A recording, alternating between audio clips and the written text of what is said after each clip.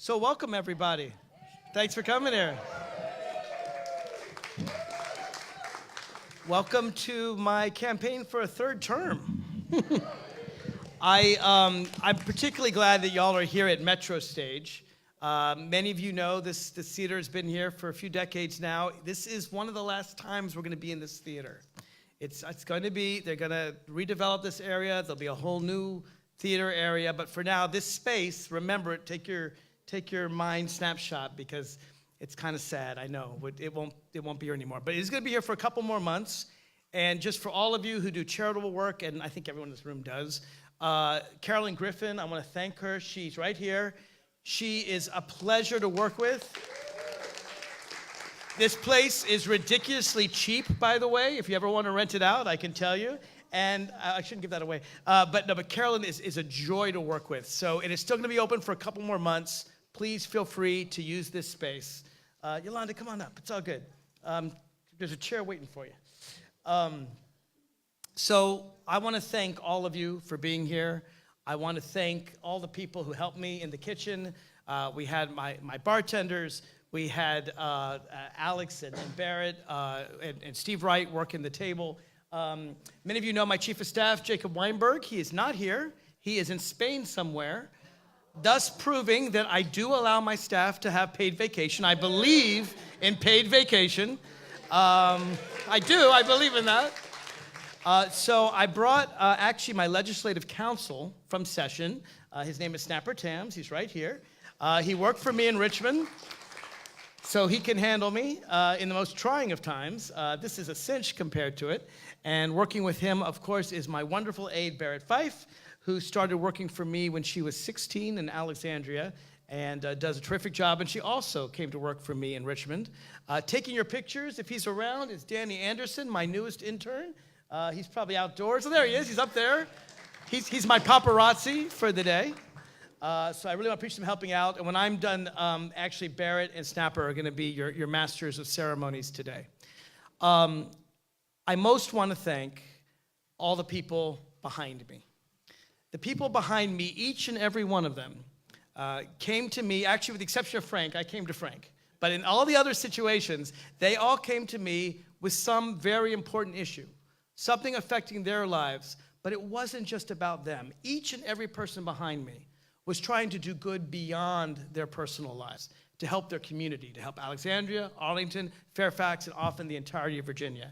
And no one back here, not a single one of them, said, Mark, here's the issue, let me know when you've solved it. None of them did that. I worked with each and every one of these people day in, week in, months in, some of these problems for years, some of them still haven't been resolved yet. But these people prove that Margaret Mead was right. Never doubt that a small group of thoughtful, committed citizens can change the world. Indeed, it is the only thing that ever has. And I give you my wonderful, thoughtful, committed citizens. So, Snapper, if you'll come up and announce the first one, and we'll let Snapper and Barrett do tag team, and I get to just sit here and watch for a while. I'll come back and speak. Don't worry, though. I can't.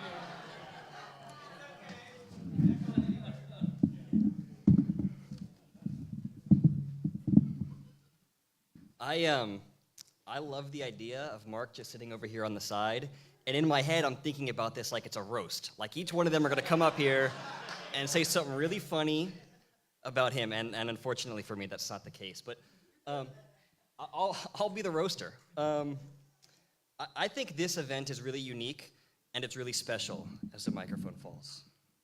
A lot of these campaign events are individuals coming from different political offices and talking about what that person has done, what that candidate has done behind the scenes. And I think that's a great insider's look into what they do.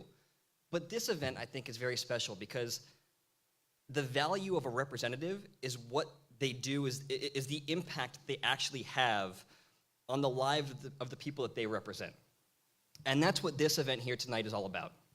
And each one of these individuals that we have with us here on the stage has a story that they can share about how their lives either have been improved by Mark or how Mark is working tirelessly to improve their lives. And I can tell you, he works incredibly hard. He is far more dedicated and works much longer hours than most people do in that office.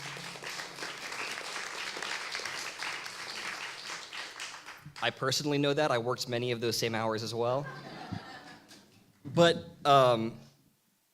all of you who live in the 45th District are really quite fortunate to have him as your representative, and I think if you don't already know that, you'll see that tonight. And so we're going to start with Ginny Diamond, who is the president of Nova Labor, the Northern Virginia AFL-CIO, and she will describe what Mark has done behind the scenes for working people. Ginny. Thank you so much. I'm so delighted and thrilled to be able to be here to speak a little bit about how important Mark Levine is to labor and to working people, and the incredible support that he's provided. He's been available and active and eager to assist us at a moment's notice anytime we call, day or night. He's a tireless champion of the issues of working people. And I'll just give a couple of examples. When the bus drivers, the Dash workers in Alexandria decided that they wanted to organize a union because their pay and benefits was slipping very far behind other jurisdictions. They started to organize, and then unfortunately management hired a union buster to come in to try to break up the union campaign. And that typically involves, coming in, talking to people, threatening them, and discouraging them, frightening them away from the process. It had happened before. So as soon as we heard that this had happened, immediately the first thing that I wanted to do was call Mark Levine, because I knew that he would understand immediately how wrong this was, that he would jump into action. Now, what I didn't know was that he was out in California driving around in some, national forest somewhere, but he picked up the phone and he pulled off the road and he said, "Tell me about it, what's happening?" He was immediately alarmed and he said, "Well, I'm in California, but I'm going to start making phone calls right away. I'm going to make sure that this doesn't happen because that's not consistent with Alexandria values. And that we're not going to have that. We're going to let these people make a free decision about whether they want to have a union or not." So he immediately started making the calls to the members of city council, to other stakeholders, and he was just working on it, reporting back to me day and night. And then when he flew back to Alexandria on Monday, the very next day he came over to the bus garage and he knocked on the door with us and he demanded to have the opportunity to go in and talk to the general manager to make sure that he understood that this was not acceptable. So he came, he led a delegation, he went in and met privately with the general manager and explained to him that that's not how we do things in Alexandria.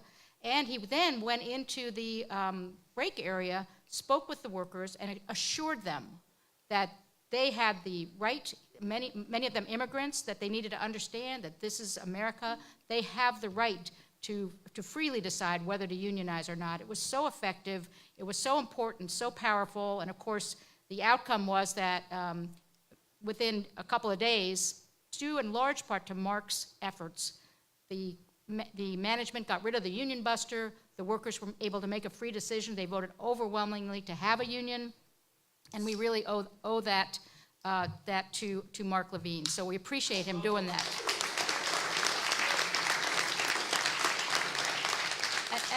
And the other thing that I'll mention, and it has to do with the arrival of Amazon here in our area for HQ2. And as soon as we heard that they were coming, we were pleased about the fact that this would bring diversification of the economy and jobs, et cetera. But our concern as Nova Labor was, how is this going to help working class people? How is it going to help people who are building the buildings, working in the buildings and building services, food service, et cetera, hotels? What's going to happen to working people? Is this going to increase income disparity, or is it going to actually bring everybody up, which is what it should do? So we reached out to Mark and said, the most important thing is that the workforce that's hired to do the construction should be, we should have an opportunity for local residents, for immigrants, for workers in the area, for returning citizens to learn building trade skills on the project go into apprenticeships where they can earn immediately a good salary, good benefits, have a pension and health care, and that if they build these buildings with a project labor agreement, then that will be the opportunity for working class people whose rents are going to go up to be able to also earn more so they can stay here. And so Mark immediately seized on that issue, and he was all over it, talking to Amazon, talking to other elected officials, talking to JBG Smith, just making sure that this was going to be part of this whole project. And he was the only elected official who actually came to, the only state elected official who actually came to the hearing before the Arlington board to be there to witness and to testify and to make sure that this concept of having a workforce agreement was going to go into effect. And it has been effective.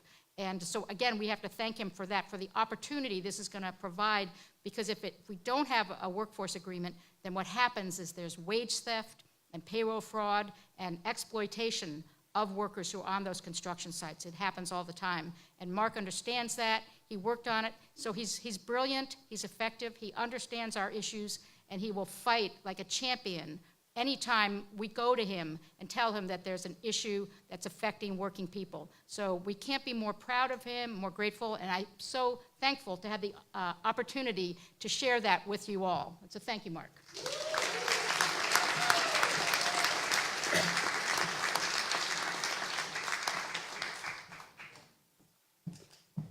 Thank you so much for starting us off with those lovely remarks. Okay, so next we will be hearing from Frank Anderson, who is the Executive Director of the Fairfax County Democratic Committee, and he will be highlighting Mark's successful efforts this year at beating back Republican efforts to weaken criminal justice reform. So, thank you so much.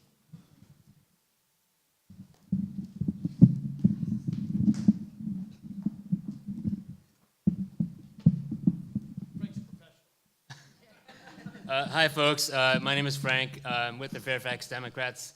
But long before that, I had a criminal conviction on my record about 20 years ago, and Mark knows this. I also serve as a notary public, and for candidates, that's a big thing because in order to get on the ballot, you have to have your petitions notarized.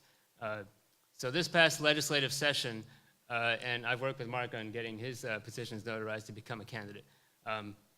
So there was a bill going through that was introduced by a Republican senator, and it sailed through the Senate without practically any debate at all. What the bill would have done was make it illegal for anyone who had certain convictions to ever serve as a notary public. It would have been retroactive too, so that my own rights would have been, to be a notary would have been taken away. Now, when you have a conviction, you lose your right to vote. You also lose your right to be a notary public and to serve on a jury and to run for office.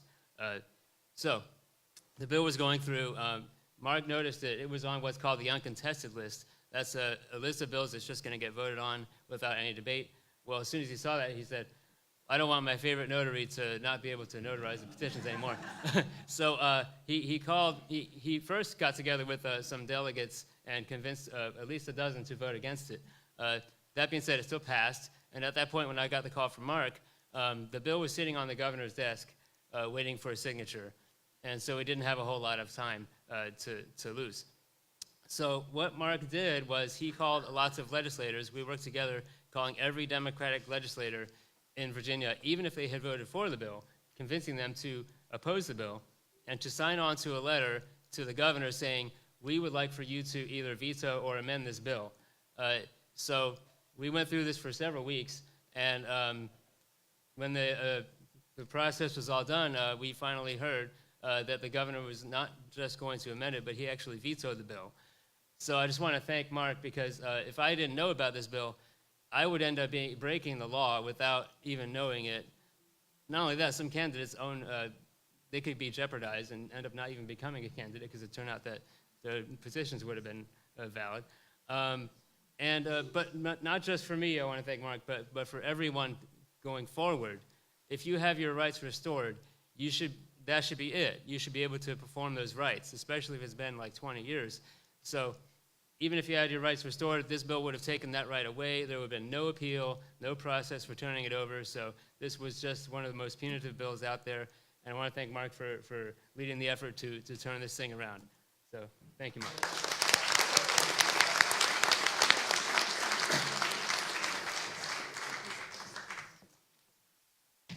So our next speaker is going to be talking about an issue that is actually very relevant today. How many of you have heard of the renaming of Jefferson Davis Highway? Basically everybody. That's great news. This is a huge win and something that Mark has been fighting for quite some time. And Patrick Bogenberger, I'm so sorry if I mispronounced your name, by the way, will explain how Mark played a defining role in Arlington's renaming of Jefferson Davis Highway, better known as Route 1, and hopefully soon to be known as Richmond Highway.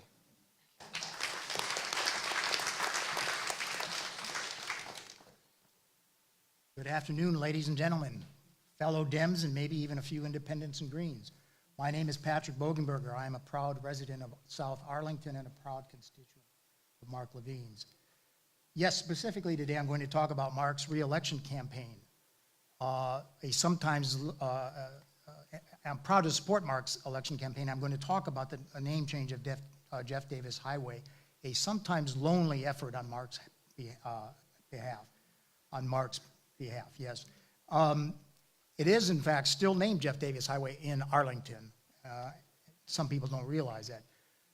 But soon, hopefully this week, that's going to change. Before I get into the details of the Jeff Davis Highway name change, I'd like to make a couple other observations about Mark that I've noticed in working with him on that particular issue and a few others. If you Google hardest working man in show business, it's going to come up James Brown. And some of us are old enough to understand that reference. I think that if you Google hardest working man in the Virginia House of Delegates, it should come up Mark Levine.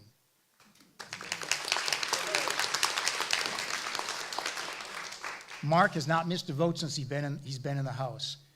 If you have ever received his exhaustive and exhausting regular and end of session news, the end of session newsletter was 14 pages this time, you know how he wants to communicate about what happened in Richmond and what happened and keep his constituents informed.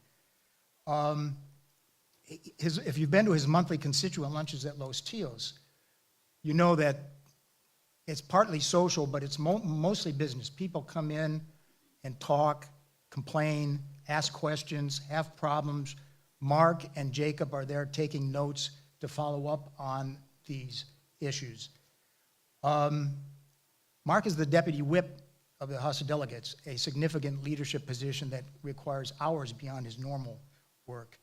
By the way, his district, as you probably know, but maybe haven't thought about, encompasses several local jurisdictions: Arlington, Alexandria, and part of Fairfax County. So Mark has to be cognizant of issues and governance in 3 different jurisdictions. He has to know the people, he has to know the issues to be effective with 3 of those. I'm going to talk just briefly about his endorsement of Parissa Tahani Tafti, who's running for Arlington County Commonwealth's attorney. I was at a meet and greet a couple weeks ago where someone asked, in fact, Sue asked, how did you make your decision to support Parissa? And he gave a fantastically detailed and thoughtful answer. And afterwards, somebody came up to me and said, you know, Mark's answer about why he decided to endorse Parissa, after talking to the opponent, after talking to Parissa, and then talking to Parissa again, it's kind of emblematic of how he takes his work. And this person said to me, that was the most thorough, thoughtful, well-reasoned explanation of why a politician did something that I can remember in a long time. But I am here today to talk about Jeff Davis Highway. And I'm going to run over my time, but sorry, Mark. Mark called me yesterday and said, you know, you don't have to use all your 5 minutes. Well, when I went through this at home this morning, it was 9 minutes. I've got that down, though. For many years, I've lived near the road currently called Jeff Davis Highway in Arlington, and not happily so.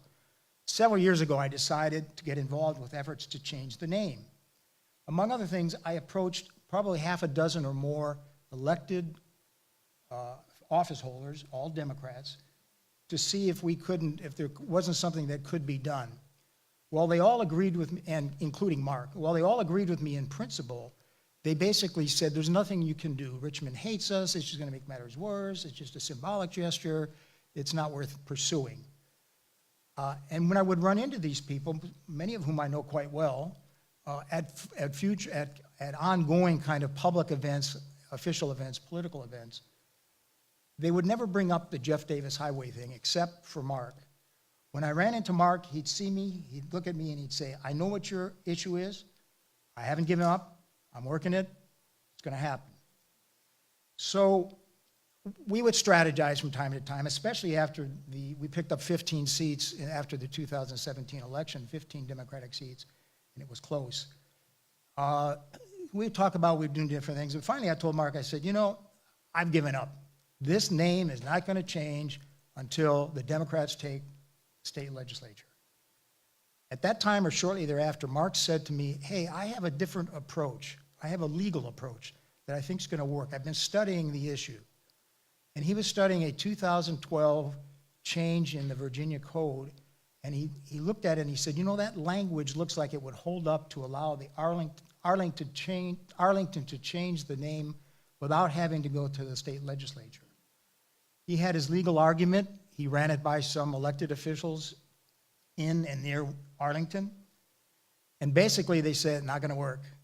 I asked a couple elected officials, what do you think of Mark's new approach to take a legal run at this? They said, don't get your hopes up. Don't get hung out there. Mark's, you know, he's out there by himself. This isn't going to work. It's you know, you're just going to be disappointed. Well, if you know Mark, and you know that when he does his homework and when he thinks he's right, he's pretty persistent. So he persisted in this and went to the Attorney General, Mark Herring, and said, here's my analysis on this 212 law change. I think it allows for this. And Attorney General Herring in March issued a ruling that said, you're right, Arlington can change the name of Jeff Davis Highway on its own as long as the county board operates. And here's the letter that was sent to Mark from Mark Herring. So my point is that it's not that Mark was the only one that contributed to this and the only one that was sympathetic to it, but he was the only one that took action.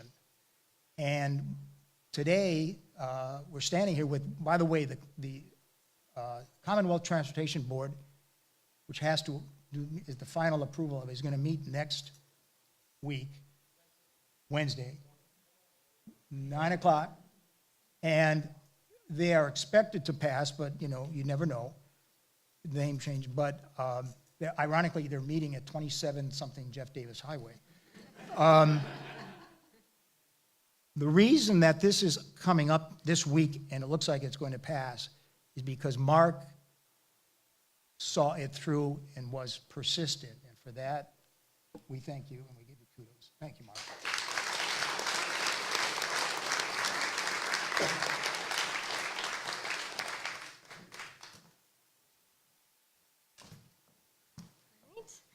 Next, we have the lovely Florence King, and apologies for another potential butchering here, Ronald Butler, who will detail how Mark helped the Alexandria Symphony Orchestra.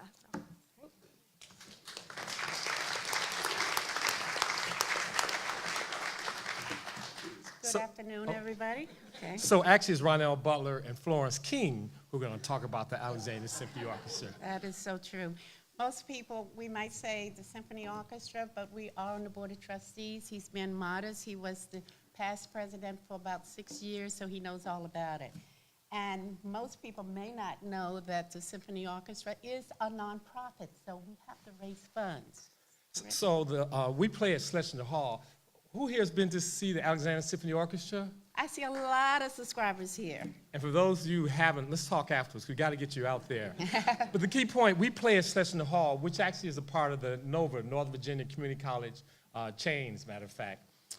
Our rates are, you know, if you ever gone on the NSO in DC, it's a little bit expensive. For us, you can come in, it's much more affordable, parking is free and things of that sort. But Schlesinger is killing us with our rates. So I said, who do we know who knows somebody who can get the rates lowered? And I said, I know Florence King.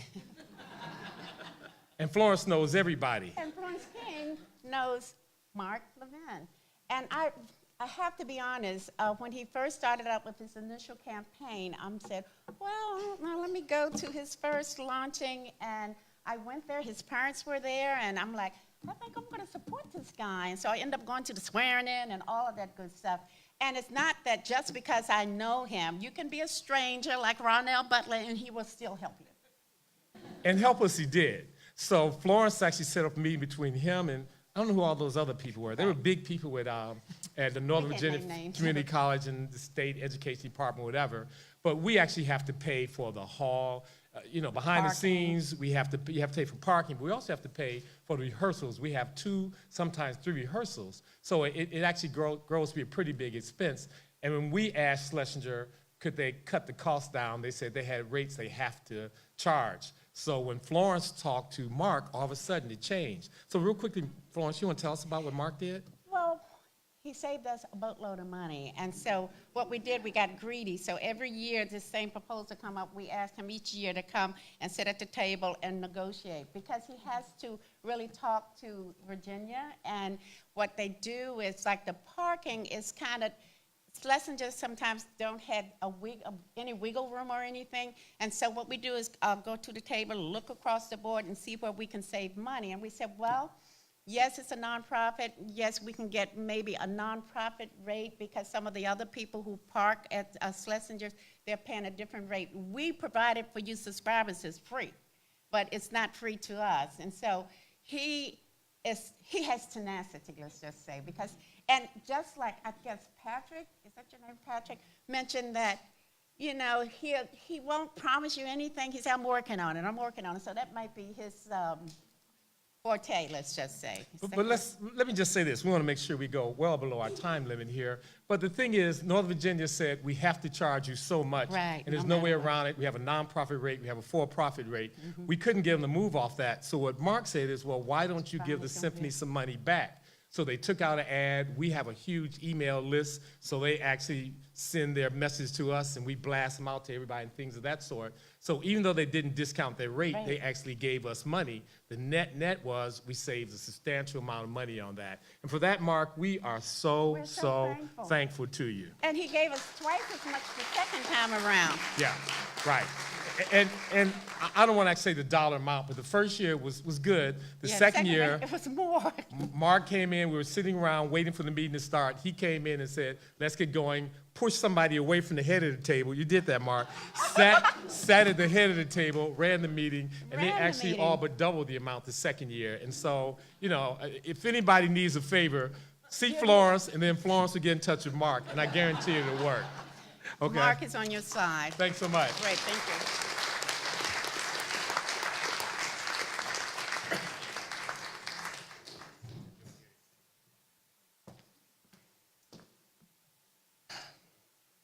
Next up, we have Michelle Woolley, who's going to talk about Mark's fight for environmental justice in Fairlington.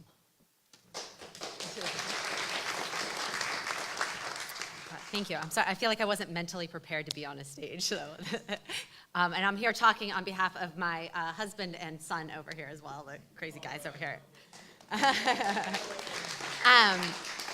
So I live in Fairlington. We live in Fairlington, and a couple of years ago, we got a notification that a chemical plume had crossed over from a dry cleaner's, had crossed over half of a block under a 4-lane road, North Quaker Lane, with a median, and then like another 100 feet or so into the neighborhood, and then well beyond. And you can imagine. I think we've all seen Aaron Brockovich, or some of you may remember Mantua, or, I studied a civil action in law school. And, to be like, oh God, we've got this nasty chemical that's underneath our house. In the initial days, it was really scary for us, trying to figure out, we had this, it's a likely carcinogen, and figuring out if, this was gonna have an impact on our young son, on us, and our neighbors. And so we kind of ended up fighting this lonely battle in a lot of ways. They came in, they did some testing. A couple of us had these elevated levels. My husband is a structural engineer and really did a lot of work figuring out what the work should have been done on this. And so we're fighting this battle, and nobody is standing up for us. Nobody is coming in and advocating for us. Our condo association is just, it's CYA all over the place. Our, the local elected that should have been Johnny on the spot, in my opinion, and said, I don't like to buy trouble. when we reached out, just asking for a phone call. And this process had gone on for quite some time. There were some mitigation efforts gone on that happened, and as a result of the mitigation efforts, one of my neighbors ended up with chemical odors in her house that weren't there prior to the mitigation, and like literally people couldn't walk into her home. Like neighbors would come over and like, oh my gosh, that smells awful. I can't be in your home. And we're just out there fighting this battle against all these people who are just really being dismissive of this issue.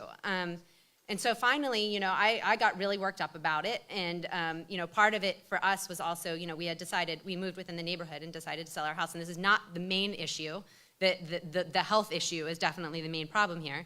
But we ended up struggling to sell our home. And, for about a month, we're concerned about financial ruin, basically, because we were struggling to sell a home and we'd already bought another one. And so, but the main issue is that there wasn't this monitoring being done of this plume, or kind of people that seem to take this seriously as a health and environmental issue. And we were, basically told, oh, there's brownfield sites all over. This is everywhere. Don't worry about it. And I'm like, well, that doesn't kind of make logical sense, right? So at this point I was seeing, I'd run into Delegate Levine at a lot of different places. And so I just, I reached out to him and I was like, hey, we could use some help with this. And, Steve was your staffer at the time, and like pretty quick turnaround, like reached back out. I'm sure it helped that I was working on Elizabeth Bennett Parker's campaign at the time, and so I'd see you around, and you're probably like, oh God, the chemical lady, the plume lady's coming again. Like, I have no idea, there's, and now you have like, oh God, Parissa's lady is coming at me again. And you never run away from me, so I'll give you credit for that. But, so, reached right back out, and immediately got my neighbors, this group of us together. We met down at Alexandria City Hall, got a room there, came in, and he really listened. And the thing is that you also listen, my husband was kind of our scientific translator on a lot of this, and you sat down and you got it. Like it wasn't, like you immediately understood what was happening here. It wasn't like, oh, this is complicated. This is like all this like environmental engineering stuff, and like you understood immediately. And the pushback that we had been getting from the state was like, oh, we don't have really an ability to do anything about this. And I will say the State Department of Environmental Quality folks, their staff are wonderful and amazing, but I think there's more of a managerial culture of like, we're not going to push the envelope. And you said, well, let me see what I can do about that. And I don't remember if it was that day or the next day, you had reached out to the head of the Department of Environmental Quality right away. This is a theme, there's a theme here. Mark Levine, man of action, I think, to today, right?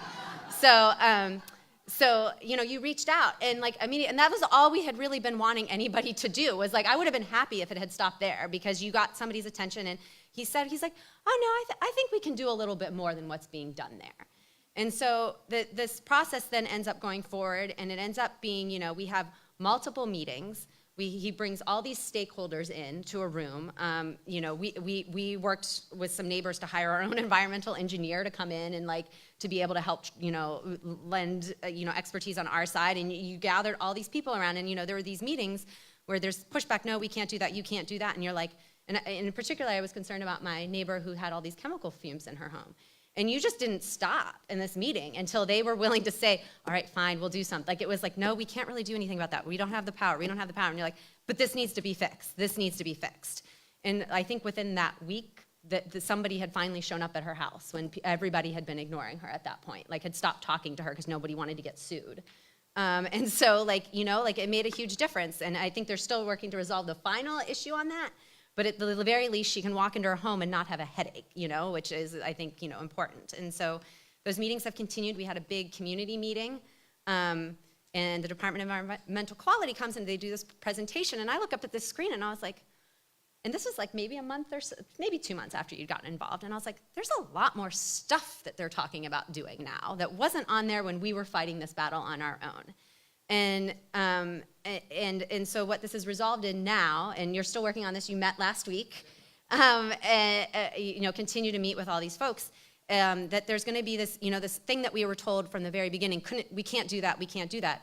All of a sudden, well, not all of a sudden, but through Delegate Levine's really hard work and persistence in this, there's this agreement. It's called a UECA.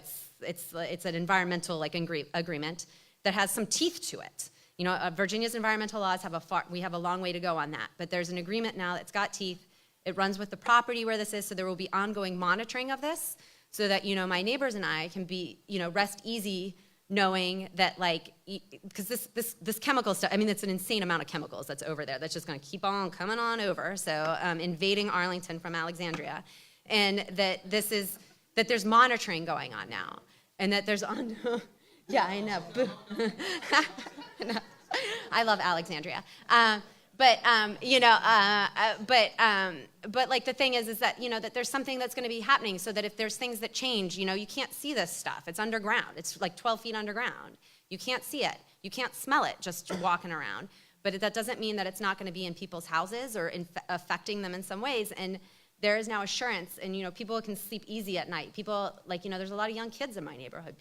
Parents can sleep and rest and know that their house isn't poisoning their kid, or like have the panic that we had of being like, oh my God, is my kid gonna get cancer from this, and that's all because of Delegate Levine, and just without your efforts and just being really willing to get out there and put your neck out and your elbows out and use your voice, put your full weight behind this, we just wouldn't have had that. And I think, and just to wrap up, I don't think we often all really appreciate and stop to think.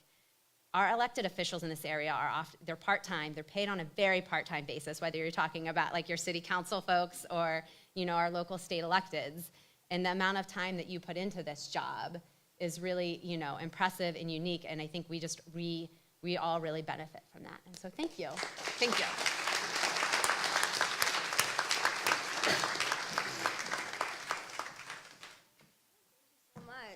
Next, we will be hearing from Matt and Liz Scarlatos, as well as Yolanda Bell and Mike Jacobs, who will be discussing Mark's continued fight to prevent elder abuse, which he spent so much time working on this past legislative session.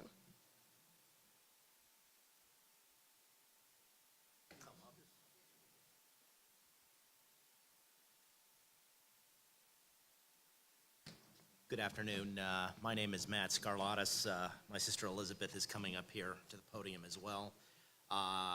It's a pleasure talking about Delegate Levine's efforts on an issue, and a critical one at that, that a lot of people in the state and across the country are not really aware of, and that is visitation rights of the incapacitated and the elderly under the auspices of the guardianship powers and duties of the guardian as they exist in Virginia law. Liz had a very good friend of hers that became a delegate brand new 2 years ago that contacted her late one evening and said, Liz, I need you to come down to Richmond. This is in 2017. Yeah. And we need you to listen in on some very important legislation that has to do with visitation rights. And we're generating a lot of ideas, and Delegate Levine has been the field general for the better part of the last 2 years, cultivating knowledge and bringing critical information to the voter, and understanding the nuances and the problems. We were banned from seeing our father for close to 8 months, and for no reason other than reporting negligence and issues of abuse that were taking place at his nursing home. And the guardian has the power currently to restrict visitation for no reason. And in this place, under these circumstances, it was punitive, and for no other reason other than to basically isolate me from seeing my dad. And Elizabeth can give you some background. Well, and I want to make sure Yolanda gets some time. The only thing I will say, it's been a very long journey for us. We've spent hundreds of thousands of dollars in legal bills fighting just so we could visit our father in a nursing home. And until this driving down to Richmond in the middle of the night and seeing Mark running over to us saying, oh, so glad you made it in a snowstorm, come on up and tell your story. So we've been up to bat 2 times with Mark. A year ago we lost our father, but I can't begin to tell you how important it was to having Mark have our back and listening to us, and we have a ways to go. We've tried to pass this bill twice. There's a lot of national level things going on. He has not stopped fighting for us. He says, we're not giving up on this. We're going to continue to go on. So just so you know, even though our dad is gone, we're in the fight with Mark. We're not giving up. We're going to make sure that other families don't have to go through this.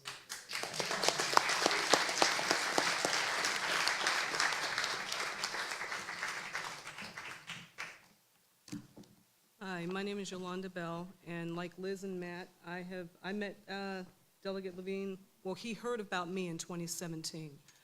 My sister, Anastasia, was taken in 2017 and placed under a predatory guardianship by none other than Inova Fairfax Hospital because I disagreed with their discharge decision because I felt that she was too ill. The guardians, as with Matt and with Liz, they barred any visitation with her. This included clergy. They wouldn't allow clergy in to see her at all as well. This went on for 9 months before the guardians decided to just stop feeding her and giving her water. And at that point is when Delegate Levine found out about it through my delegate. I actually live in Manassas, and was what immediately started discussing things and the way forward and things that we could do to try and save her life. Unfortunately, we were not successful. And because of the imposed restrictions and isolation of my sister died alone. I heard about it. The guardian sent me an email letting me know that she had died. And since then, Delegate Levine and I have been trying to get this law passed regarding visitation to prevent guardians from stopping family members from being there.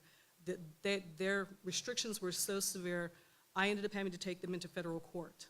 My actual case went all the way up to the Supreme Court. But I shouldn't have had to do that to gain some sort of visitation with my sister. But the visitation they gave me was 1 hour, 3 times a week, Monday through Friday, between the hours of 9 and 5, which essentially bars anyone who works. So Delegate Levine has been my champion, and I know Liz and Matt's as well, to try and prevent what happened to my family and to their family from ever happening to anyone else again, because you shouldn't have to beg to see your loved one. You shouldn't have to beg to be with your loved one, especially if they're dying. The bill has come up out of subcommittee twice. It's been voted out to where it was going to go before the full committee, and unfortunately, the Republican-controlled House has found a way to bounce the bill back into subcommittee to effectively kill it. So that is why it's important this year that we overturn the House and possibly the Senate, turning them blue so that we can get these things pushed forward.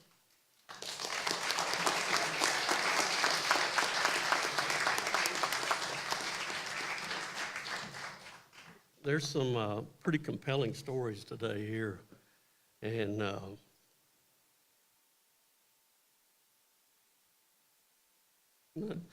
hard for me to talk about mine.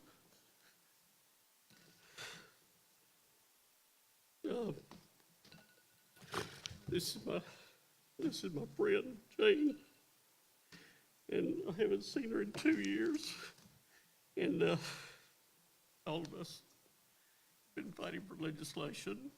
Mark is, I'm sorry, I apologize. No, don't apologize. I've been trying to see her for 2 years, and I haven't seen her, and Mark,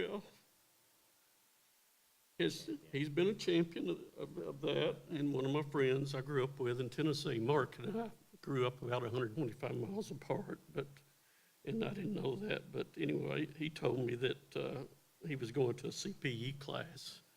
He's an attorney, and he told me that in Tennessee, the governor Haslam, a Republican, he got a bipartisan group together to pass the Campbell-Falk Act, and that all came about because of Glenn Campbell's fourth wife would not let, and everybody knows who Glenn Campbell is, I assume, would not let the children from his first, second, or third marriage see him before he died.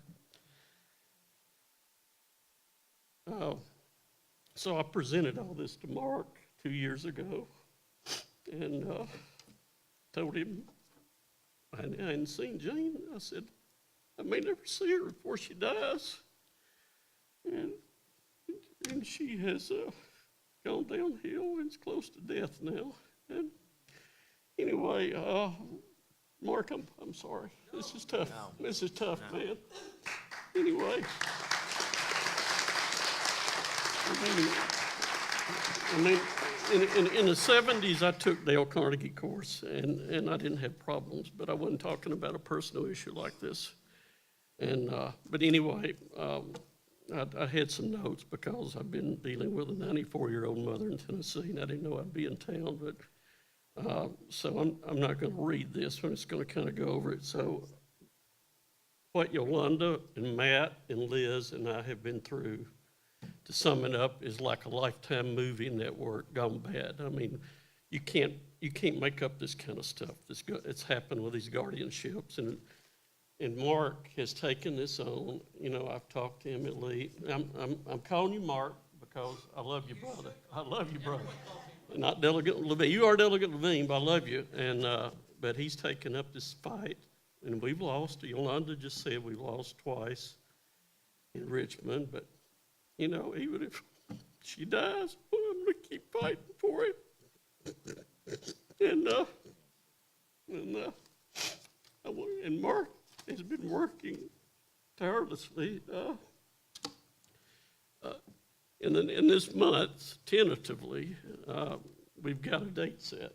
Now, yeah, May 21st. He's worked hard on this because they put up a fight, the guardian in the facility that they don't want me to see her for whatever crazy reason. So, you know, we'll believe it when it happens, but I'm very optimistic. And Mark has done more for the state of Virginia or the Northern Virginia.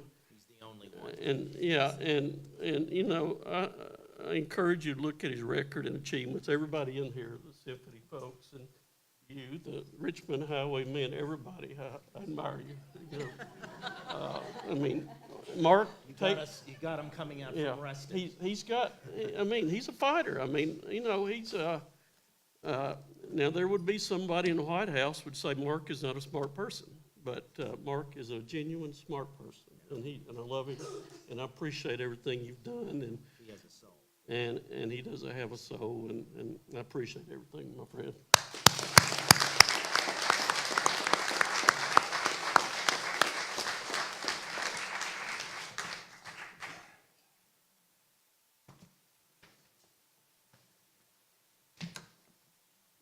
Mark fights incredibly hard for every single bill that he introduces every year, including the ones that he knows will not pass, including the ones that he is introducing just to make a statement. But this past session and sessions prior, there have really been two bills that he has been most passionate about, most animated and fired up about, and most emotionally attached to. And one of those two bills is the bill that you just heard about. And thank you all for coming today. Thank you all for coming down to Richmond. They came down to Richmond multiple times. It was introduced in the subcommittee first, and it passed out, and that was good news, and it gave all of us on this team some optimism. And then suddenly it was back in subcommittee where it was killed. And I've learned that in Richmond, some things are just unexplainable. And this was one of them, and it was emotionally grueling, and Mark takes his work incredibly personally. And I think that's a good thing. I think that you want a champion who is really personally involved in the work that they're doing. So thank you all again for coming today. Now switching to a different note, Mark is a bit of a historian, as some of you may know.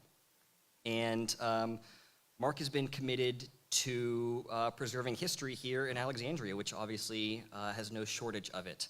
And we have MacArthur Myers here, who's going to talk about Mark's efforts to preserve Alexandria's African American history.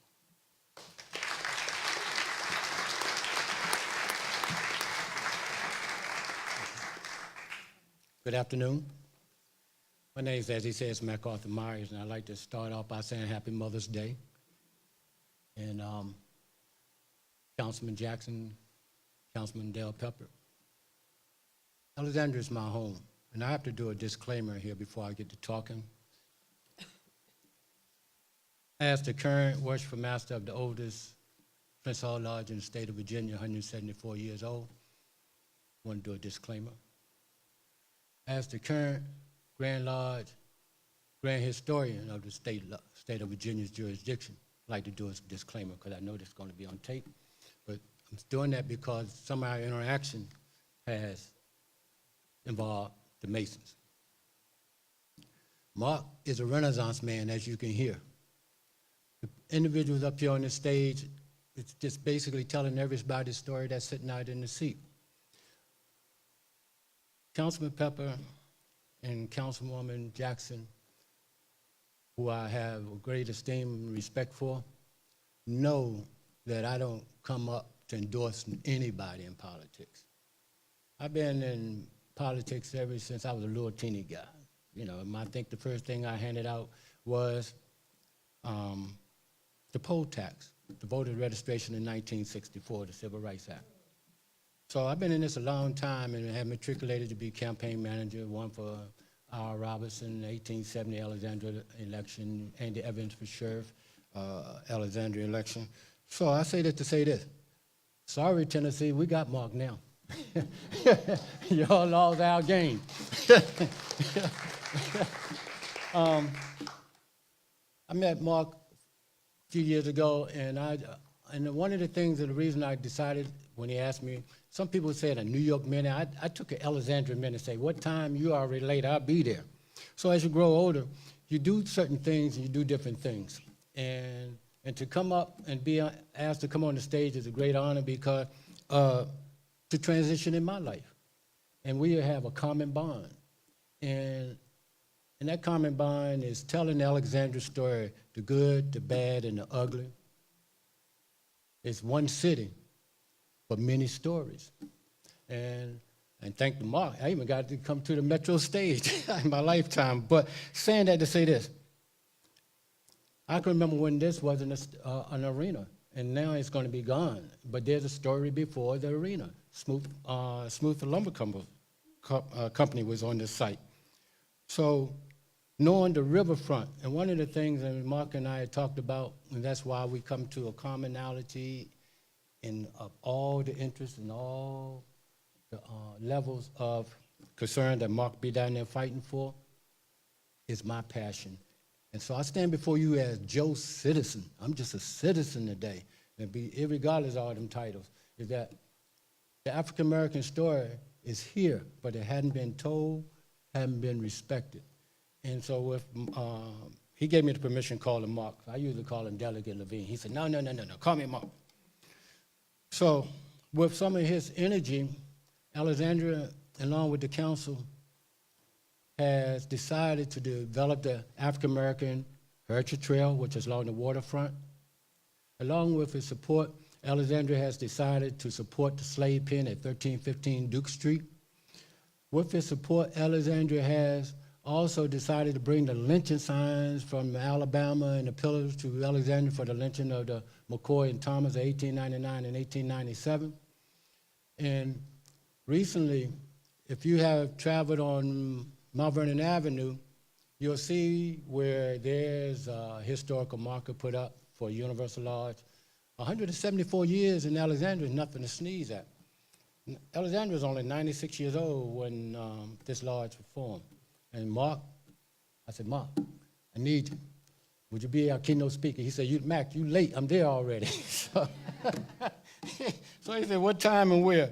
And so the lodge and I, we both appreciate that. And then the thing that I really appreciate him as a human being, he's accountable. All that we are in here today and up on the stage is talking about and affirming and confirming his accountability. Recently, the dark phase, the Klan, Mark said, you know what? I'm going to invite the citizenry of Alexandria and my constituents to Third Baptist Church, which is third oldest African-American church. And he took hits.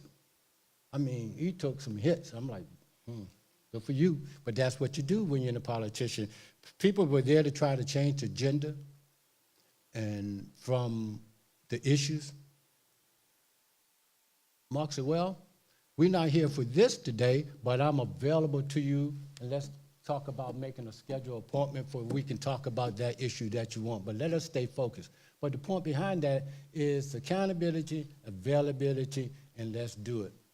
And I've asked him several times to do proclamations, and he has facilitated that, and I appreciate that.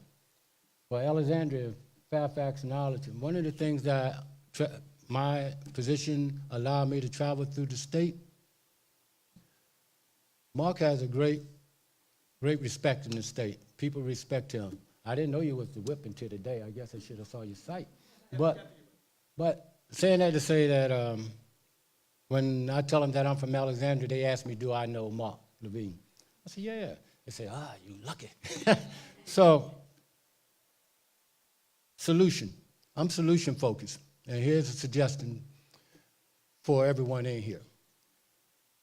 There was a great musician by the name of Dave Brubeck who wrote a song called Take 5.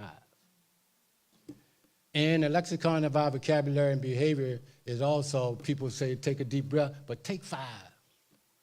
Well, I have a prescription that I'll suggest to each one of us, and it goes like this. Take 5. You go vote, take 5 with you.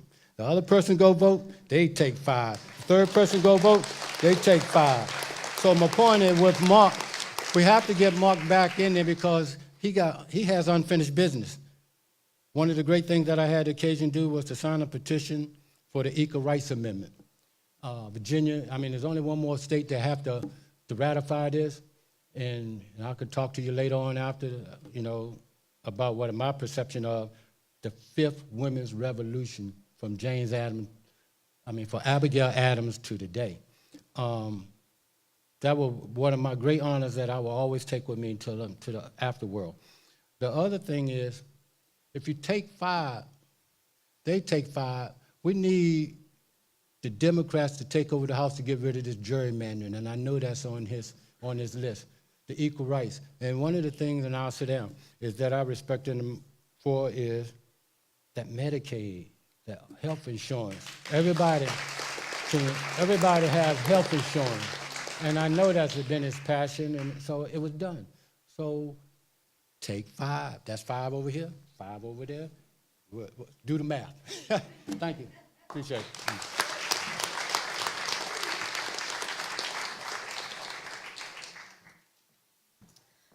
As we all know, Alexandria is a very rapidly growing city, which does lead to concerns of its own. And for any Alexandria elected official, they spend a lot of time talking about transportation. So next we will have Liz Birnbaum, who will be talking not just about how Mark reclaimed tens of thousands of dollars for Arlington and Alexandria, misspent by the Virginia Department of Transportation, but also, interestingly enough, in a different vein, how Mark helped sustain the 70-year-old Alexandria Harmonizers Men's Chorus. So, welcome, Liz.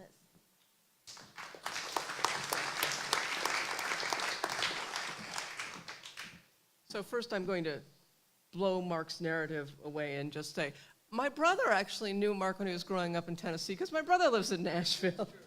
And he would tell you he was a go-getter from the time he was a kid. But I never met Mark until he was elected. I actually was living in North Arlington at that point and was not in Mark's district. But as soon as he was elected, I was at that point Arlington's co-chair for the 4 Mile Run Joint Task Force. I don't know how many of you folks know this, but Arlington and Alexandria got together about 15 years ago and created a plan to restore 4 Mile Run, which involved both environmental restoration, but also a significant number of things to create public amenities along 4 Mile Run and to restore it to be an asset to the communities instead of just a place that was sort of a flood-controlled channel where some people tried to fish. And that process was going forward, and one of the items that's included in this master plan adopted by Arlington and Alexandria is the creation of a new pedestrian bridge between the end of Commonwealth Avenue and the end of Eads Street in Arlington. And Jim Moran, whom some of you certainly remember, had gotten us money to do the design work on that pedestrian bridge. But in the course of doing the design, VDOT, and you may all hiss when you hear the name VDOT, had, well, to put it clearly, had been skimming money from the money that there was to do the design for their oversight of that work, because a bridge, of course, it comes under their jurisdiction. And it became uncertain whether or not we would even be able to complete the design for this bridge. We now need to find the money to build it, but that's a separate problem. To even complete the design. And Mark had just been elected, and before he was sworn in, I called him and I said, Mark, I want to give you a tour of 4 Mile Run. I want to show you what we're doing down here. And I didn't have in mind that I thought he was going to leap into action with VDOT. I thought I wanted him to understand within his district this huge potential asset and connection between Arlington and Alexandria. And so we walked up and down 4 Mile Run, and we're out there on the trails, and then I told him about the bridge, and I told him we were having this problem with the design. And Mark immediately said, well, haven't you called the governor's office? I said, I don't know anybody in the governor's office, I'm sorry. And so Mark was, well, I know people in the governor's office. And he immediately leapt into it. Again, before he was even sworn in, he was contacting the Department of Transportation on behalf of Arlington and Alexandria. He got all the documents of every dollar that had been spent on this design work and who had spent it on what.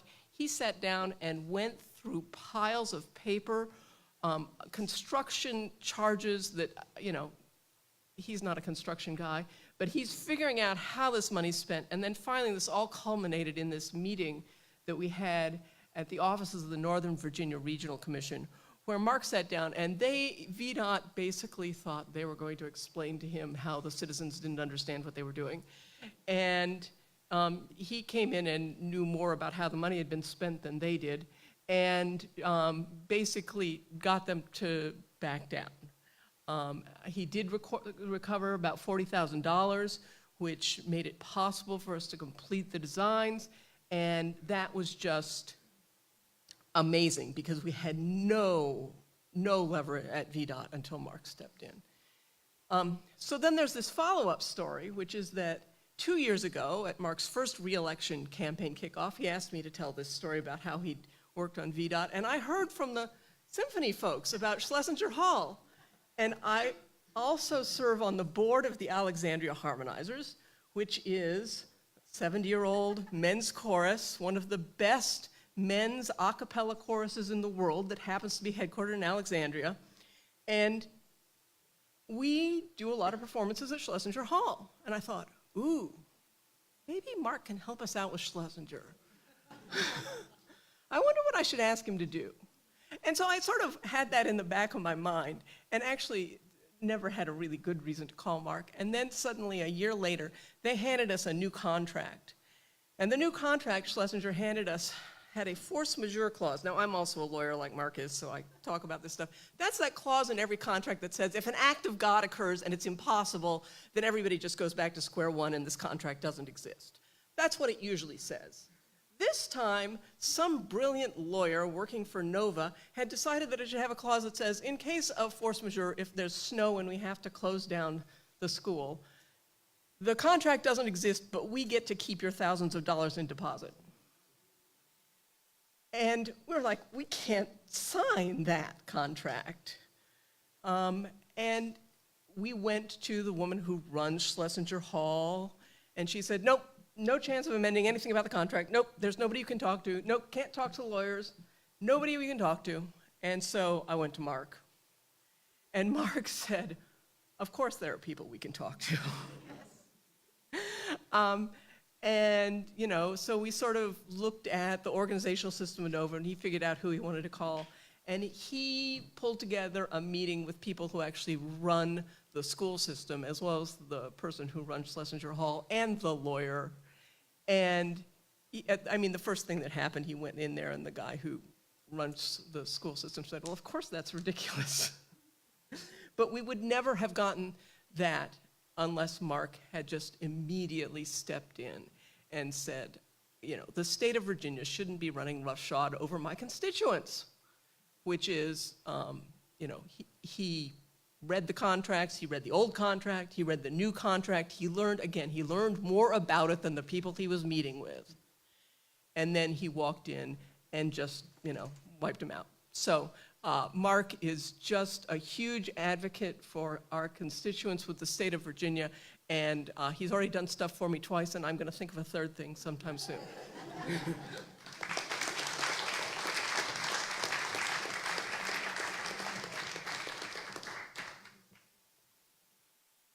All right, and last but certainly not least, we have another speaker who's going to talk about another issue that Mark takes very personally and that Mark works tirelessly towards protecting. And that's Mary Hale, who's going to recount how Mark helped bring a 24/7 medical, therapeutic, and forensic support services for survivors of sexual assault and domestic abuse.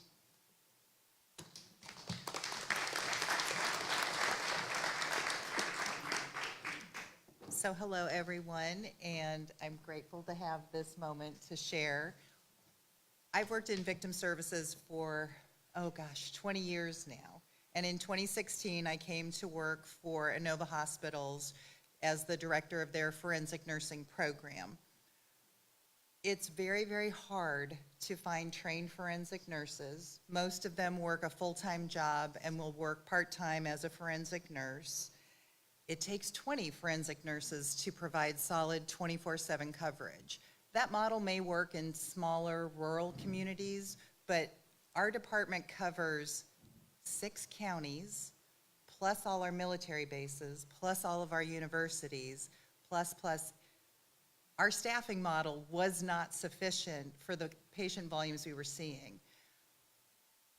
Every night we didn't have coverage, I answered the phone. And I had to explain to detectives or advocates or sometimes victims that we might not have a nurse on staff for another 12 hours, 24 hours. That if they needed a forensic exam, depending on the staffing in other programs, because they struggled as well, they might have to go to Fredericksburg, or they might have to go to Winchester. It was horrible on so many levels. And one of those moments that for me, I was like, this has got to get fixed. There was a meeting that was scheduled with representatives from many of our counties, and I had a proposal. I was going to hit everybody up for money for staffing. And Delegate Levine came flying into the room and sat down at the table. And I had a moment. I was like, I don't know who this is, but I really like his energy. And even though he going at 6,000 miles an hour, he immediately drilled down. He understood exactly what the problem was. And while I'm trying to make my very professional pitch to get money from everyone, he said, no, wait. There's a grant that's available through the Virginia Department of Criminal Justice Services.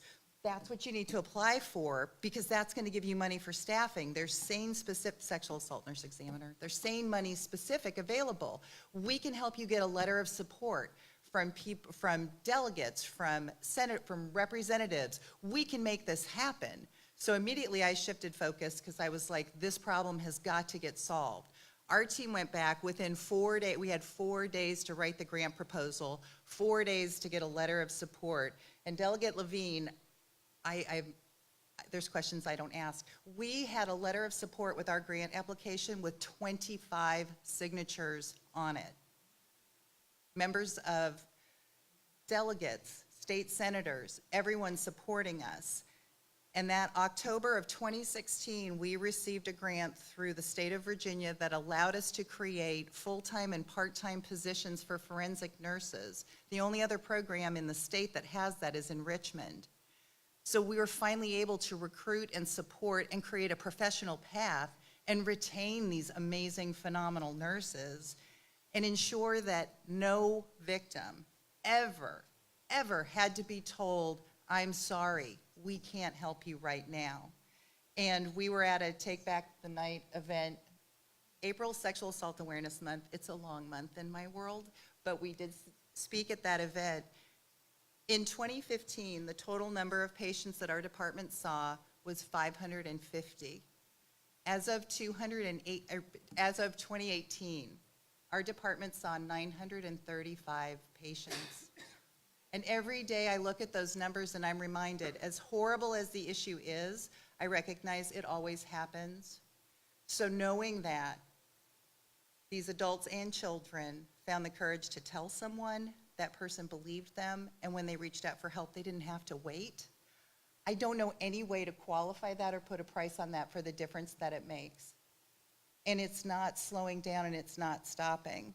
We were able, last year, we opened a second office up in Loudoun County to reduce the travel time for victims reporting in that location. And as from May 1st to when I walked out of the office yesterday, I was talking to someone in the office this morning, from May 1st to May 10th, we saw 48 patients between both offices. So having that support, I know I get overclumpy, but just knowing that since we received that funding, we have not had to turn away a single person. And we've had days now where we actually can have 2 nurses in the office seeing multiple patients, so no one has to wait. It's just overwhelming and phenomenal, and from that moment on, I was like, oh, this is someone who gets stuff done. And one more thing I have to throw in, and then was it that summer, I think?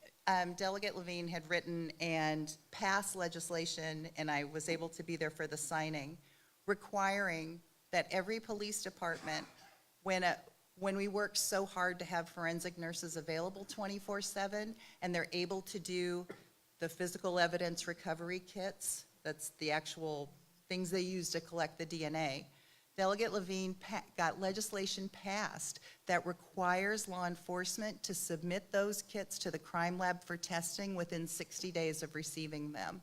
When I first joined the program, I noticed there were some jurisdictions where law enforcement would take the evidence and say, we don't really feel like anything happened. The victim's not returning our calls. We're not going to send it in. So now they have to. And that DNA, if DNA is there and identified, it goes in that criminal DNA database, and it greatly increases the likelihood that when there is a serial offender, of which we know there are a lot, they're going to be flagged and identified sooner. It's massively powerful for a survivor to know that everything they've gone through actually matters, and it means a lot for our nurses too. They work so hard, and to put all that effort in to provide such great care to patients, to know that that evidence is actually going to be tested, it makes a huge difference every day. So you are the patron saint of our department. You know we love you. No, but seriously. So it's just to have someone who genuinely cares about so many issues and is available and responsive. When do you sleep? Do you ever sleep? You don't. But anyway, so that's my personal story, and I'm just really proud to share it, and I am confident you're going to continue to do your good work.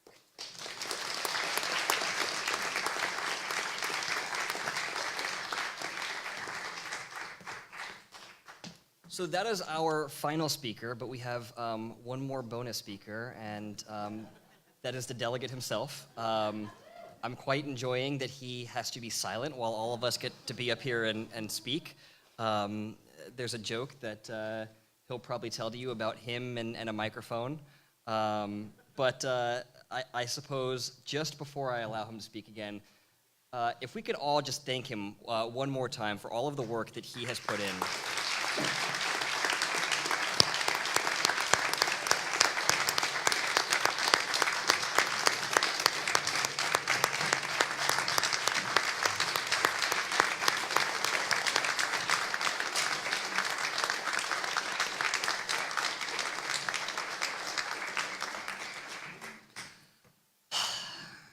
All right.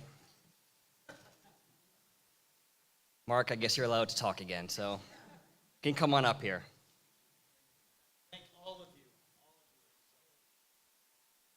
And all of your causes are so special to me. And Snapper's right, I do take my job personally. I want to thank a few people in the audience. I want to thank Councilwoman Del Pepper, who's right here. I want to thank Councilwoman Amy Jackson, who's right over there. I want to thank former Mayor Allison Silverberg, who's sitting right there. I want to thank candidate for clerk of the court, Greg Parks, who's over there. Anyone else? I think I'm good. I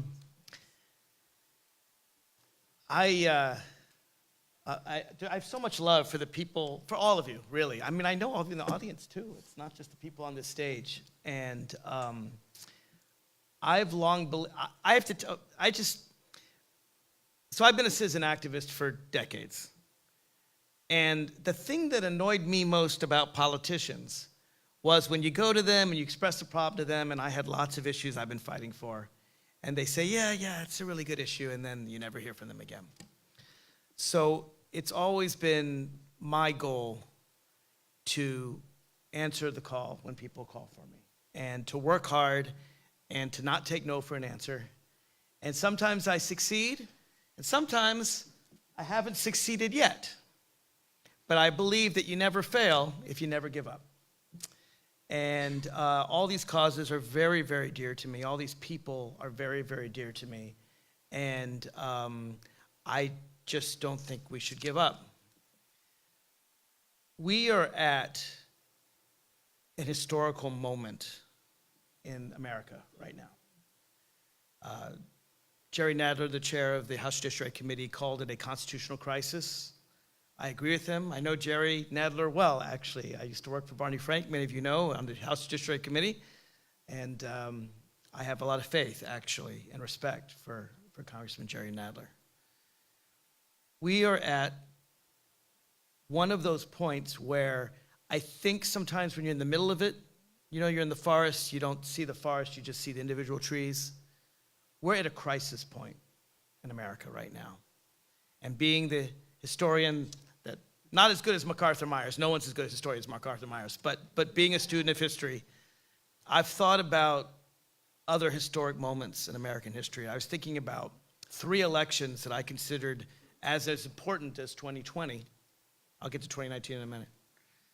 And the 3 elections I thought of were 1800, 1860, and 1932. So in 1800, the country is just a few decades old. The Bill of Rights is 9 years old. And our president, John Adams, sorry, Abigail, I'm not a fan of John. Our president, John Adams, signs into law the Sedition Acts. And he takes journalists who oppose the President of the United States and they put them in jail. We did that in America. You'd say, well, that violates the First Amendment. I know, but Supreme Court was new then. Marbury versus Madison hadn't been decided yet. No one stopped him. He starts taking people who opposed his administration and putting them in jail until the great election of 1800, which was a knockdown, drawn-out, angry election where Jefferson barely wins, gets rid of the Sedition Act, protects the First Amendment. Then, of course, the election of 1860. The country is about to fall into civil war. You have southern states who, in order to, they want to expand slavery. They don't just want to keep it in their states, they want to expand slavery. And they're willing to fight and die to enslave other Americans. And there are 4 candidates in that election. By the time Abraham Lincoln wins that election, before he even gets into office, 7 states have seceded. And a lot of folks in the North are saying, you know what, let them go. Not Abraham Lincoln, right? I mean, talk about an election that changed America. More people died in the American Civil War than all of our wars put together. And it was worth the fight. Lincoln said we cannot live half enslaved, half free. And, well, we're a free country today. Another reason why I want to get that damn name off that damn highway. That wonderful highway, it'll be Richmond Highway. 1932, economic crisis, Great Depression. Herbert Hoover's making all the wrong economic moves. And corporations, rich people speculating in the stock market, they're very rich, and then their failure causes the whole country to collapse. We actually had a similar collapse in 2008. Thank God we had a President Obama who knew what to do, or it could have been worse than the Great Depression. But in 1932, it wasn't clear what was going to happen. Over in Germany, fascism is getting started. When people are desperate, when people are suffering, when people have great economic privation and their massive unemployment, they often look for a scapegoat. Right? That's what happened in Europe. And don't think that we in America are exempt from fascism. There was a guy on the radio, Father Charles Coughlin, priest, who preached fascism, who preached anti-Semitism, who preached hatred, who preached scapegoating. And there was a lot of support in America for the Nazis in the 1930s, even heroes like Charles Lindbergh. And Franklin Roosevelt came in that election, won in a landslide, and showed people that good government, good policies, allowing ordinary people to have a chance, could take away all these crazy ideas of blaming others for our economic misfortune. Started regulating corporations, making sure that they obey the laws. Critical election. So here comes 2020. What do we have? We have a president who calls the press the enemy of the people. Reminds me of John Adams. We have a president who's appealing to white supremacy and doing his best to separate us, to put it in warring camps, to get us to hate each other, bragging about which side has more guns, actually encouraging violence. Reminding me of 1860. And we have a president who's all about helping corporations harm ordinary people, helping massive multinational corporations get rich with a massive corporate tax cut while ordinary people are getting poorer and poorer. In 2019, 1% of America owns 40% of the nation's wealth. The top 5% have 2/3 of the nation's wealth. Top 10% has 80%. Top 20% has 90% of the entire wealth of the whole country.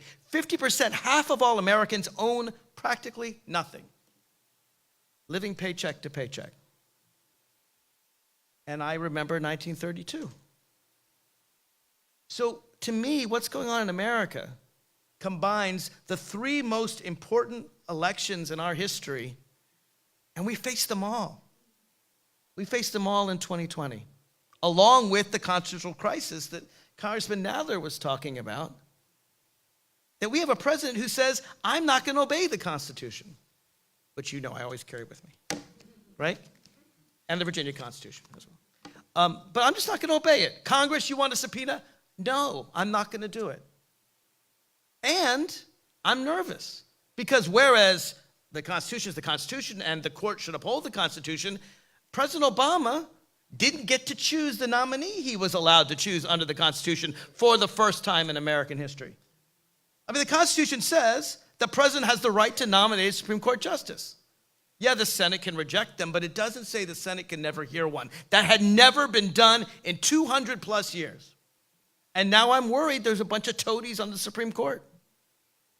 I'm very worried about our country. And I know y'all are too. I know everyone in this room is too. 2020 will be, I think, like 1800, 1860, 1932. But here's the thing. We in Virginia, and only in Virginia, we get a head start on 2020. No one else in the nation gets this. We are one of 4 states that have elections in 2019, and the only state in the country where we can flip the House and the Senate in Virginia, the only state in the country. The country is looking to us in Virginia to set the marker for 2020. We've done it before. In 2005, we had a great election in Virginia. In 2006, Democrats take the House of Representatives. In 2009, we had a terrible election in Virginia. Our gubernatorial candidate barely got over 40%. Republicans come in 2010, sweep the House, sweep state legislators, gerrymander so many states so badly we're still suffering from it today in 2019. And then, of course, the miracle of 2017, which those of you who know me know I worked very hard for. Many of you in this room, practically all of you, worked very, very hard for. We said, I said, if we get 10 delegates, I'll be thrilled. We got 15.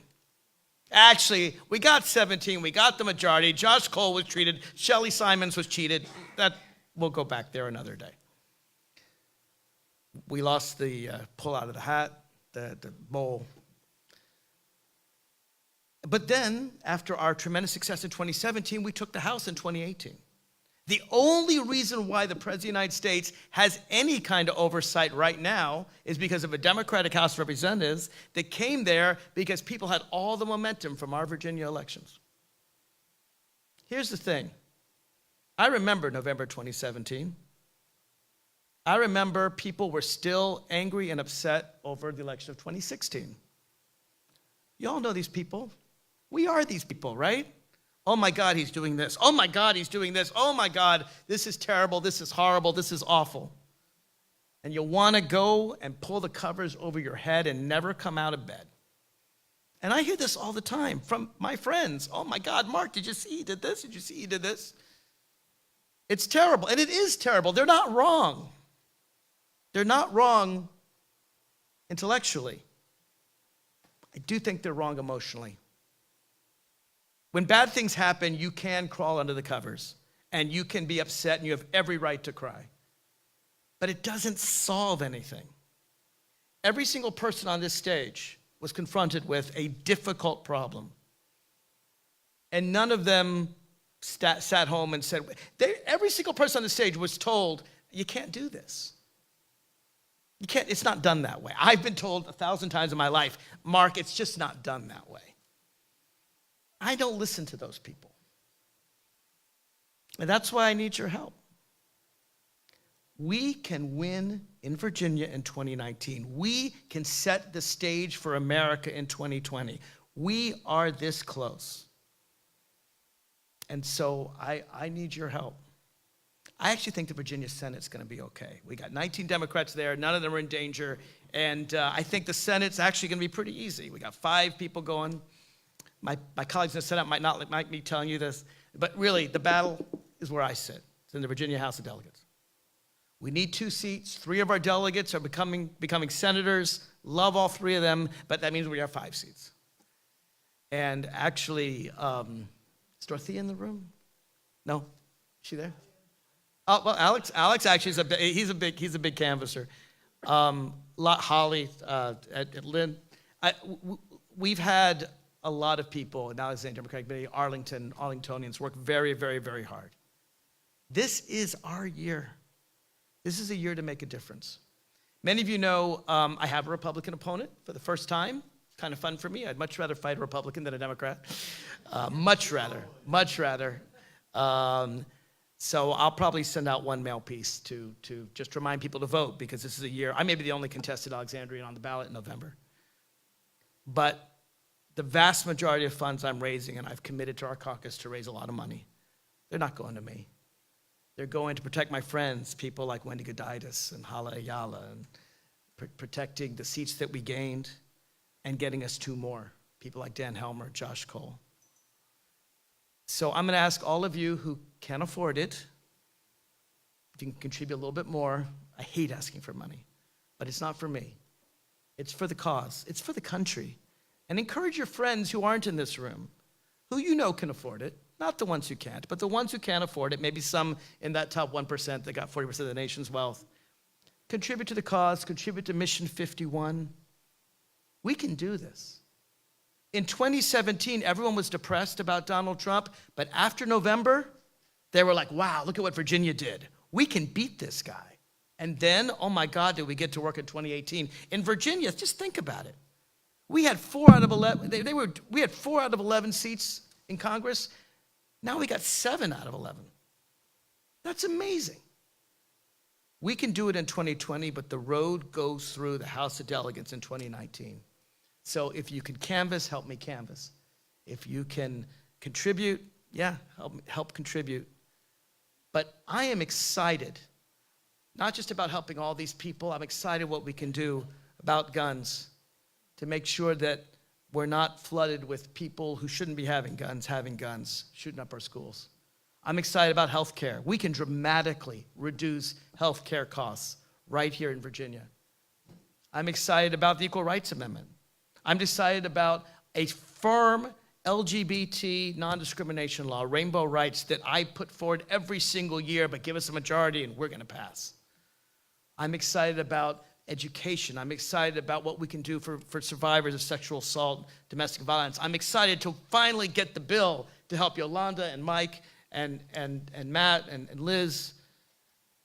We can do so much with just 2 more seats. So I want to thank you all, everyone here, for coming, for listening. I know it's been a little bit long. You'll go out and enjoy a little bit of food. But help me, help us. We can change Virginia. We can change America. Every time you know who does you know what, don't get mad, get even. All right? Thank you, everyone, for coming here.